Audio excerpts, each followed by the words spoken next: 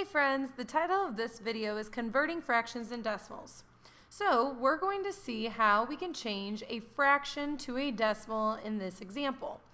So if I have 5/8, that really means 5 divided by 8 because every fraction is a division problem. But 8 doesn't go into 5, so we put a 0 on top and then we're going to create a decimal. We can put a decimal behind the 5 and have as many of these zeros as we would like and not change the value of 5. So 8 goes into 50 and we're looking at this 6 times because 6 times 8 is 48. So when we subtract, we get 2. Now that's a remainder, so we're going to put another 0 here and bring it down for place value. So think about 8 going into 20. It goes in 2 times. 2 times 8 is 16. We're going to subtract and we get 4. Bring down another 0. 8 goes into 40 5 times. 5 times 8 is 40. There's nothing more that I can do. So it is a terminating decimal, and this is my answer. So 5/8 equals 0 and 625 thousandths. For number 2, the first step is bring over your negative sign and your whole number and then put the decimal. Okay? We want to make sure that we know that this is going to be our answer. Then all you have to do is the same thing like we did over here, divide 2 by 3. 3 doesn't go into 2, but it goes into 20 6 times, because 6 times 3 is 18, and there's 2 left over. This is going to keep happening. No matter how many times I do it, there's going to be a 6. So this is a repeating decimal. So I write the 6 behind the -1 after the decimal point, and I put the repeating sign above it. So these are my answers. Go ahead and try these and I'll be back in just a second to show you what I did. Okay, let's check our work. If you got these answers, then you're good. If you didn't, then you need to listen to me right now. If you got them right, you can fast forward. Okay, so 3 divided by 4.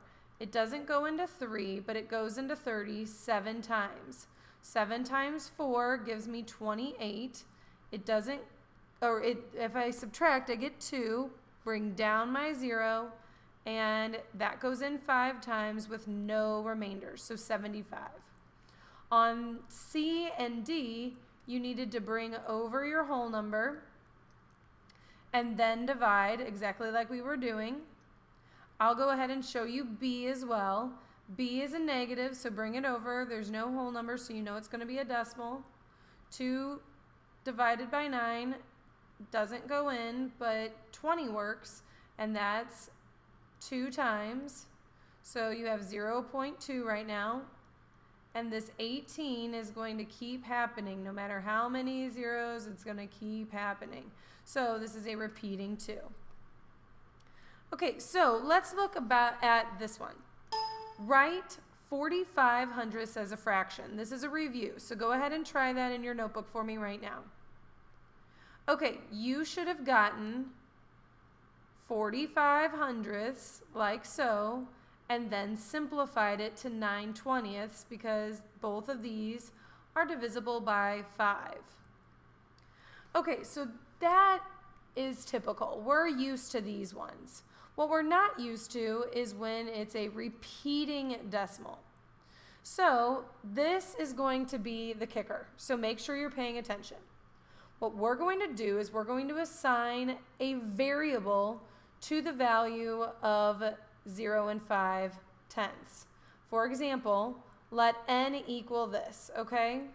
So write this one in your notebook. We are changing 0.5 repeating into a decimal. So this is what you should have after that. This and this. So n equals 5 repeating, and put your decimal or put the repeating like so with these dots. Now what we're going to do is we're going to multiply them by 10. Okay, because it's a tenth, I'm going to multiply it by 10. Okay, every digit that it repeats, that's how you determine what you multiply it by. So if it's just a 5 repeating, we multiply it by 10. If it was a 52 repeating, I'd multiply it by 100. If it was 523 repeating, then I'd multiply it by 1,000, okay? So in this case, we're multiplying by 10. So I get 10n equals 5 and 5 repeating. Now what we're going to do is we are going to subtract this one right here. So 10n minus n, okay, if I have 10 n's in front of me and I take one away, then I have 9 n's. Okay?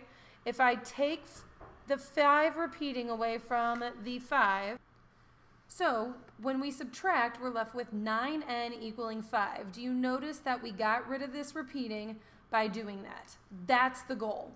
So now, if I have 9 times some unknown number equaling 5, I have to divide both sides by 9. Okay, we're trying to get rid of this 9 and be left with n. So n equals 5/9.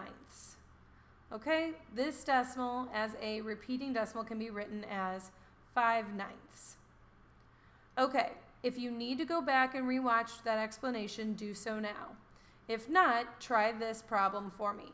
Remember, this is the hundredths repeating. This is going to be 18, 18, 18. So instead of multiplying by 10, we're going to multiply by 100. Go ahead and try it, and I'll be back in just a second to show you what I did. Okay, so here's how it works. We first assign it as a variable of n. So n equals 2.18 repeating, or 2 and 18 hundredths repeating. Since it's hundredths repeating, we multiply by 100. So I have 100n equaling 218 and 18 repeating. Take this one away. Now these 18 repeatings are gone. 100n minus n is 99, and 218 minus 2 is 216. So n equals 216 divided by 99, or 2 and 2/11. So this decimal can be written as 2 and 2/11 because these are both able to be simplified. All right, and that's all I have for you today. See you next time.